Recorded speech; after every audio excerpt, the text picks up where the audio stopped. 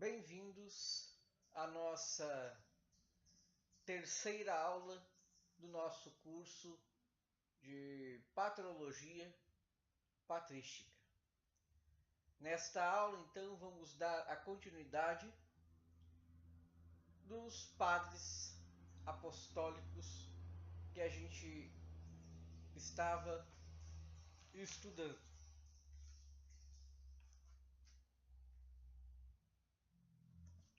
Então, consideremos então nesta nossa aula 4 nomes que completarão então a série dos padres apostólicos, que é São Policarpo de Esmirna, Pápias de Hierápolis, o Pseudo Barnabé e o Pastor de Hermas. E nós acrescentaremos uma breve apresentação da Didaquê, encerrando então esse período dos padres apostólicos.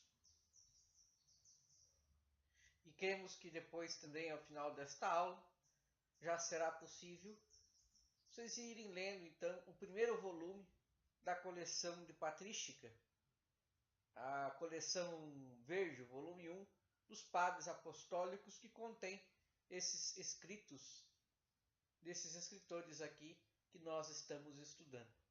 A patrologia patrística também, ela é também conhecida como literatura cristã, né, dos primeiros séculos.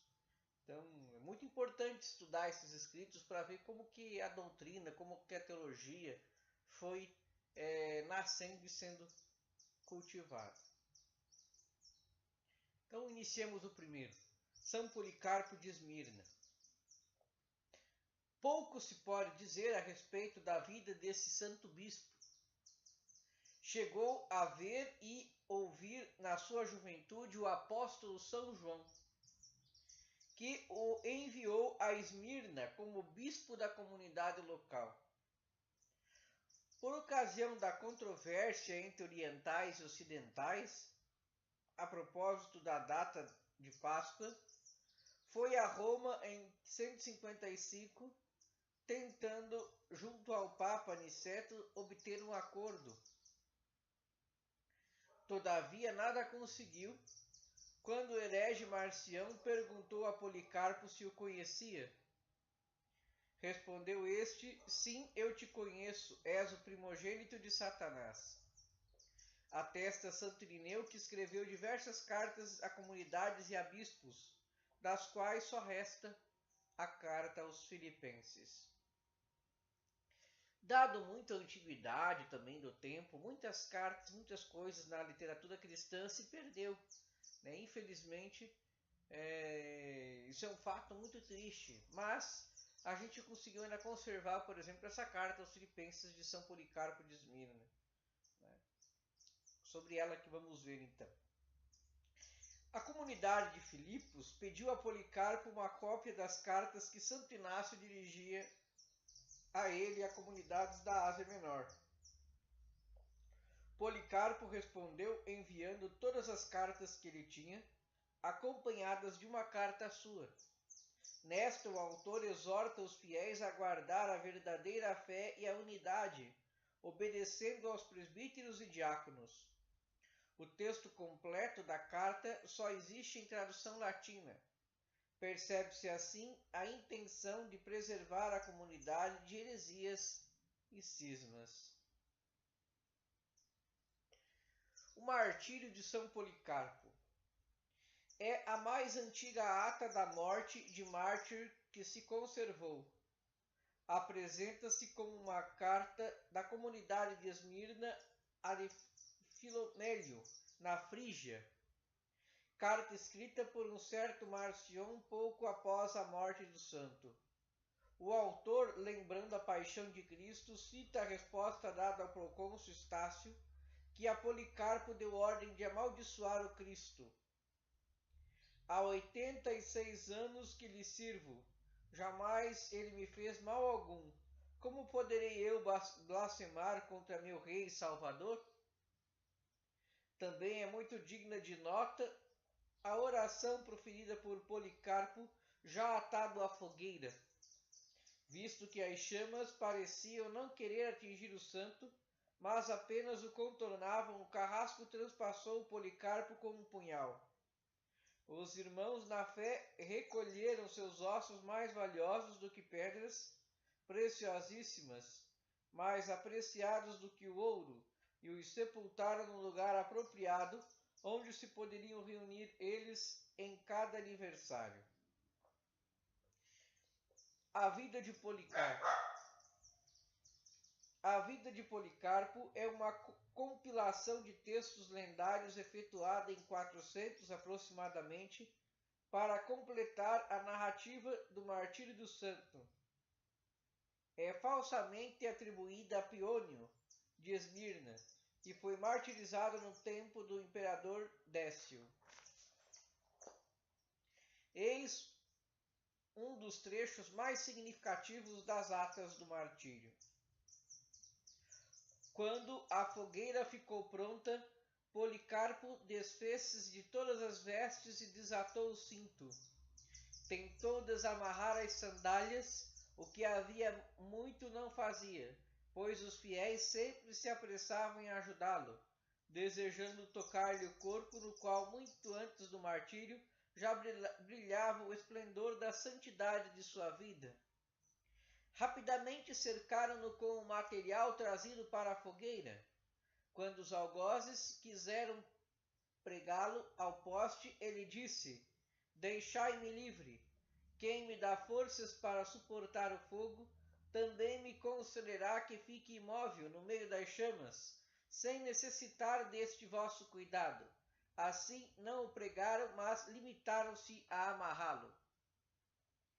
Amarrado com as mãos para trás, Policarpo era como um cordeiro escolhido, tirado de um grande rebanho para o sacrifício, uma vítima agradável preparada para Deus. Levantando os olhos ao céu, ele disse: Senhor Deus Todo-Poderoso, Pai do vosso amado e bendito Filho Jesus Cristo, por quem vos conhecemos, Deus dos anjos e dos poderes celestiais, de toda a criação e de todos os justos que vivem diante de vós, eu vos bendigo porque neste dia e nesta hora,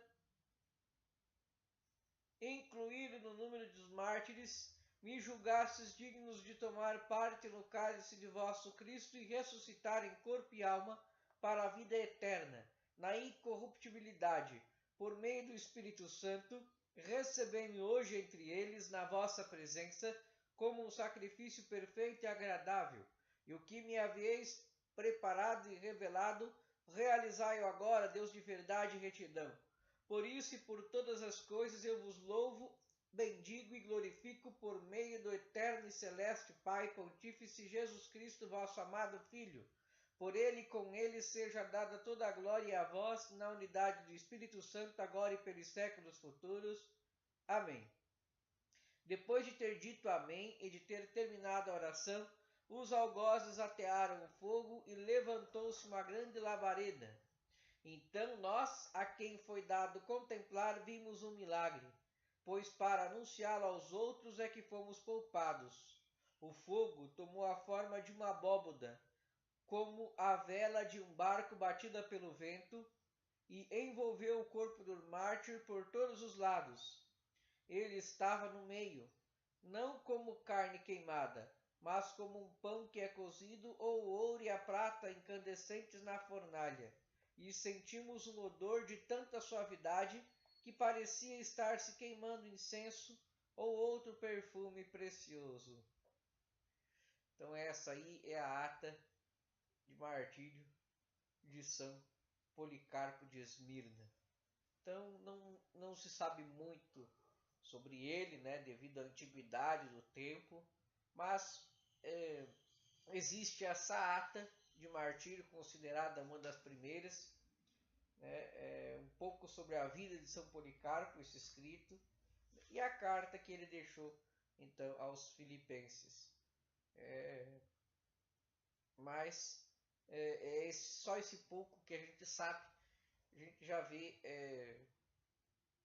que grande exemplo de cristão foi Policarpo de Esmirna, que não quis blasfemar contra o Senhor.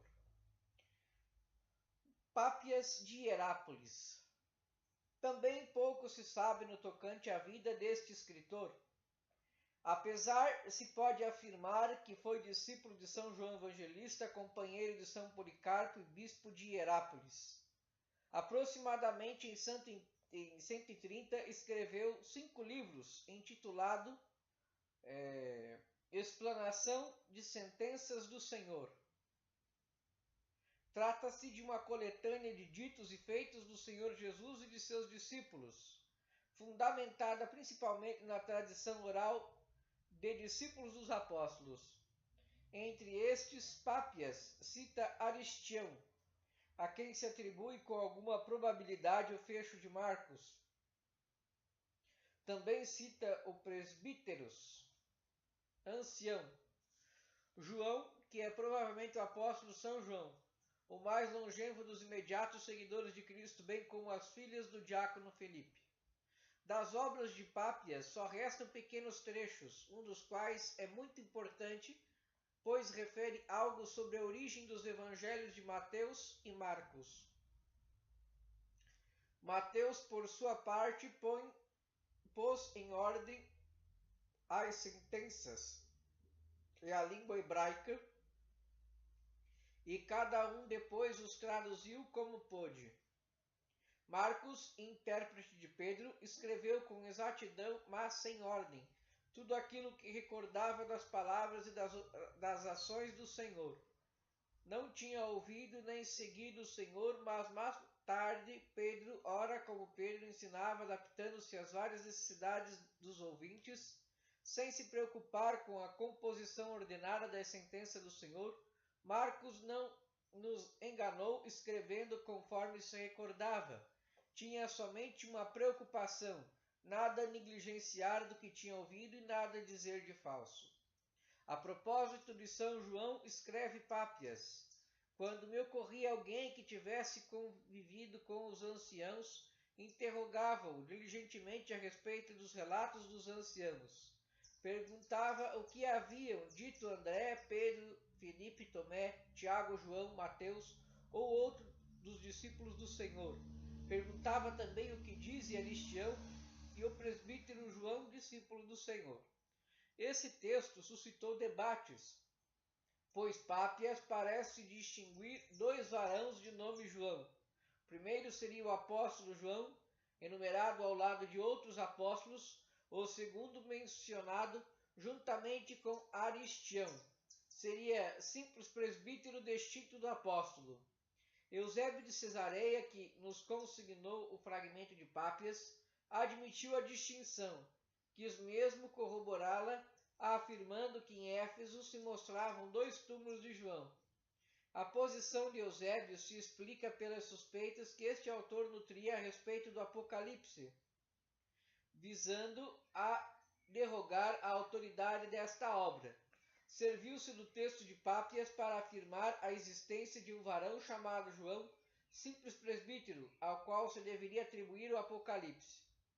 O próprio Pápias foi por Eusébio classificado como espírito mesquinho, porque defendia o milenarismo ou um reinado milenar de Cristo sobre a terra antes dos fins dos tempos, estando então Satanás acorrentado. Tal teoria, baseada em errônea interpretação do Apocalipse, não é aceita pela Igreja.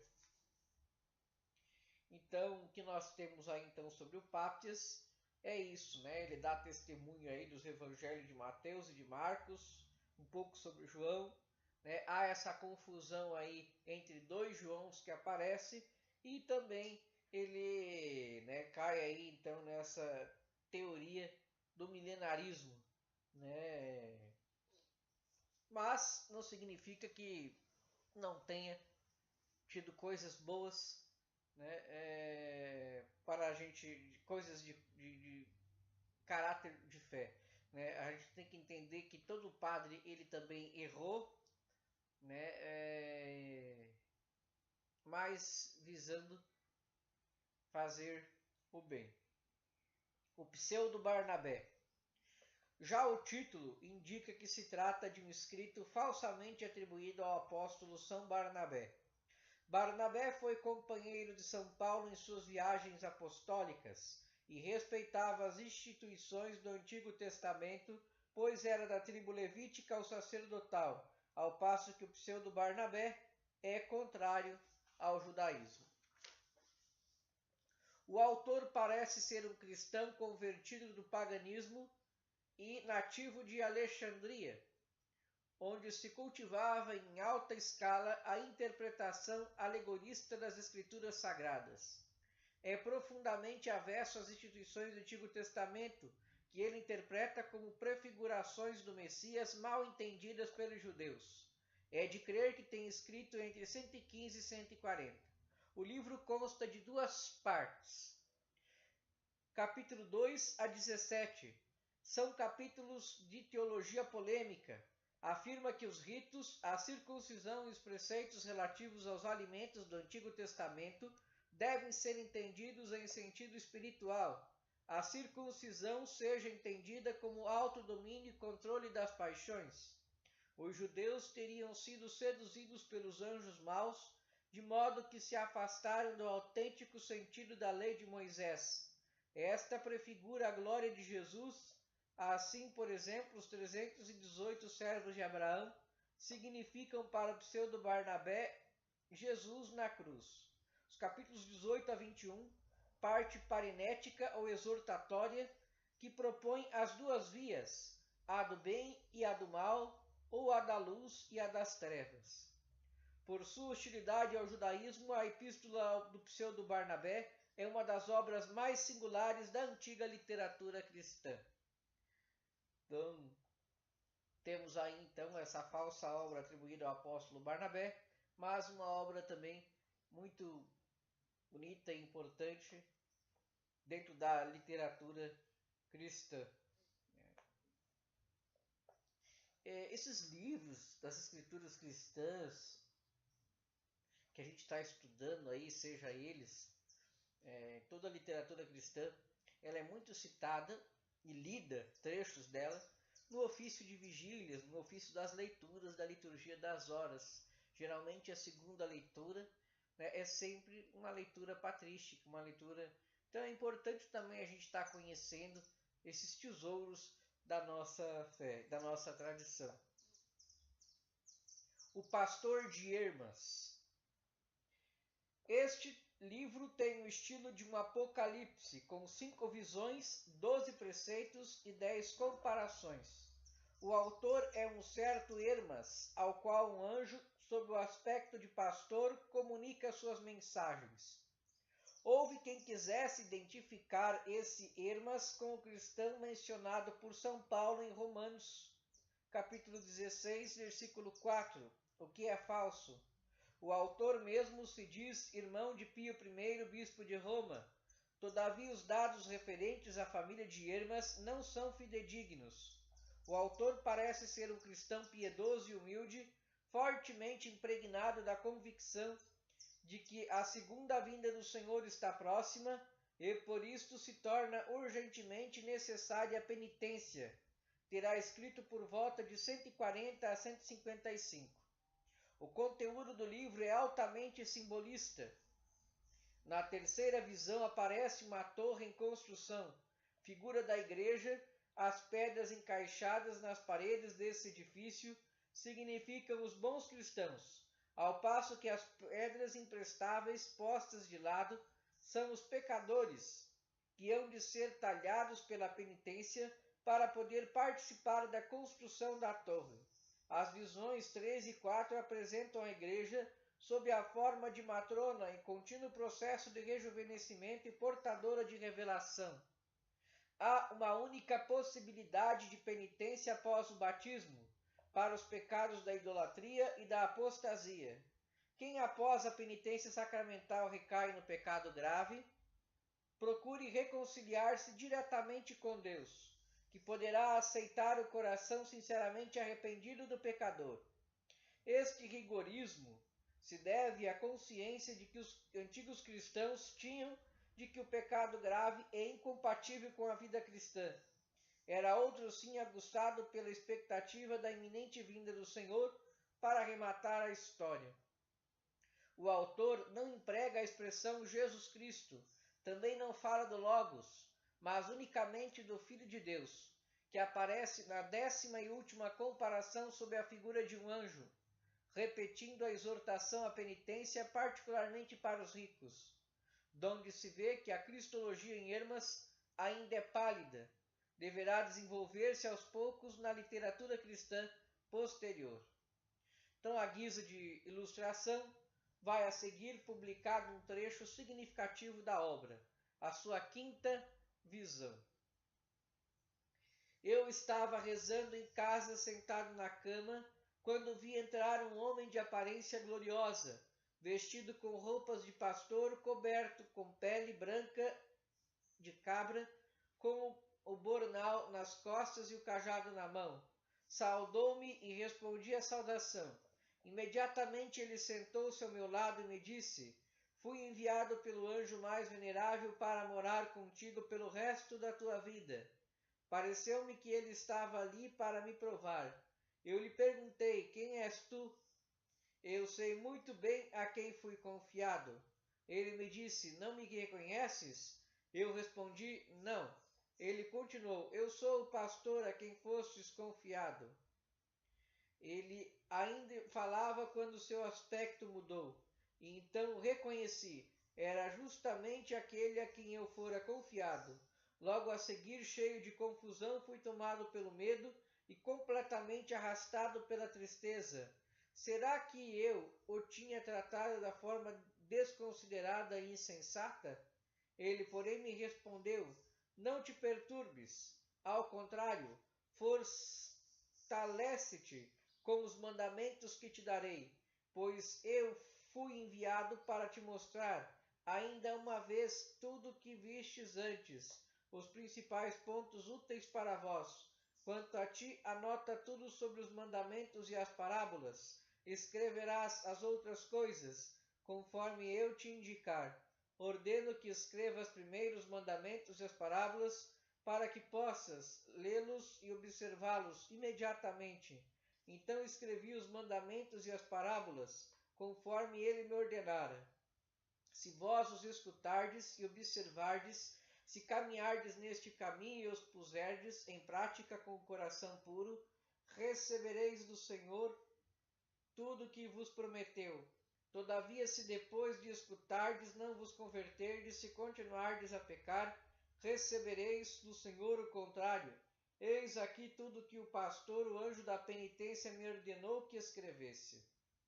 Então esse aí é um trecho sobre a 5ª visão, né, do livro do Pastor de Hermas, e vale muito também a ser lido. Né? Um livro aí que fala muito da penitência, do sacramento de reconciliação, do buscar, né?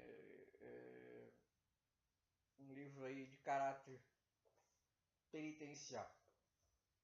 Por fim, então, agora, para encerrar a nossa aula, vamos falar um pouco sobre a Didaquê, ou o Catecismo dos primeiros cristãos. O mais antigo manuscrito desta obra tem por título Doutrina dos 12 Apóstolos, a Didaquê. Todavia, o título completo soa Doutrina do Senhor, transmitida pelos 12 apóstolos aos gentios. O autor não revela o seu nome, todavia não é de crer que a obra se deva a algum dos 11 apóstolos. O autor queria apenas expor um resumo da doutrina de Cristo, como os apóstolos a propuseram aos pagãos. A Didaquê é a fonte mais antiga que possuímos da legislação eclesiástica. Era totalmente desconhecida até 1883, quando o metropolita grego Filoteu Bienius de Nicomédia a publicou, baseando-se no manuscrito grego do Patriarcado de Jerusalém. Daquela data aos nossos dias, a Didaquê vem sendo muito estudada e comentada pelos eruditos. A obra consta de 16 capítulos, distribuídos em 2 partes. A primeira, do capítulo 1 ao 10, oferece normas litúrgicas relativas à Eucaristia e ao batismo.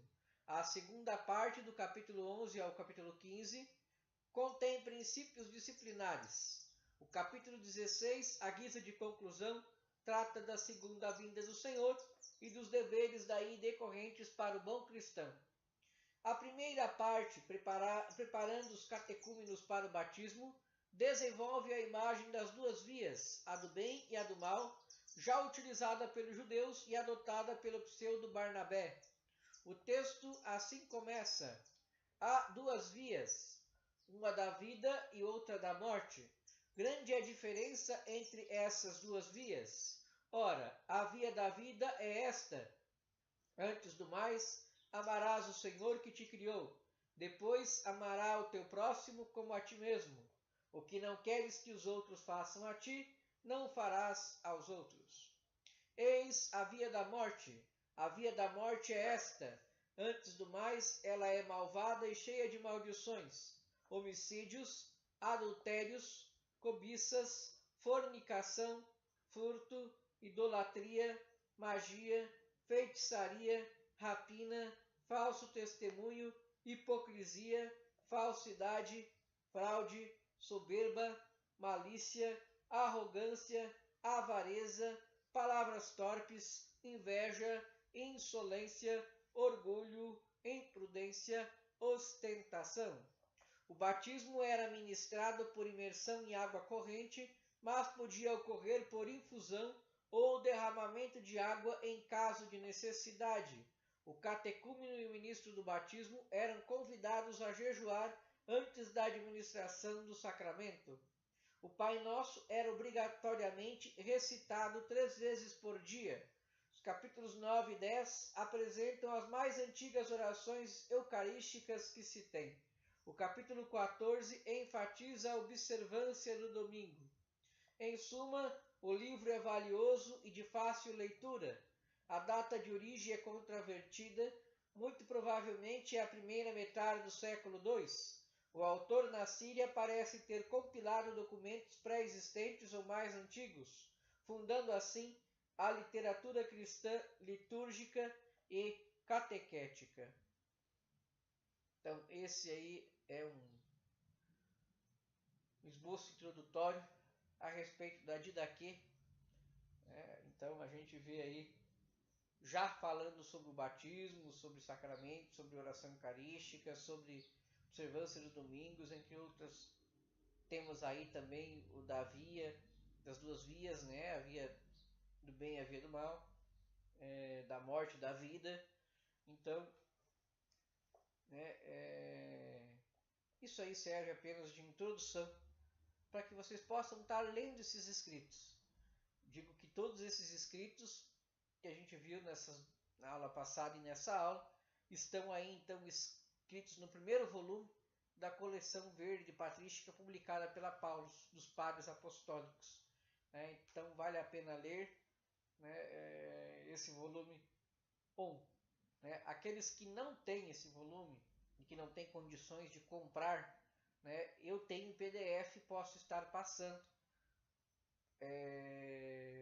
para vocês. Me ajudem também a divulgar esses cursos, essas formações, para que as pessoas também possam estar tendo acesso aí ao nosso conteúdo. Aqueles que também queiram que eu vá dar esses cursos na paróquia, que eu vá dar esses cursos em algum lugar, eu também vou. Entre em contato comigo. Meu WhatsApp é 41, o DDD 41. O número do telefone é 984922591. Meu e-mail é alessandrocima@outlook.com.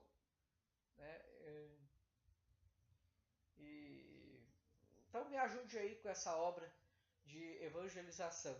Espero que tenham gostado. Muito obrigado pela sua atenção e até a nossa próxima aula, que iremos começar então os padres apologistas, os defensores da fé contra as heresias. Muito obrigado.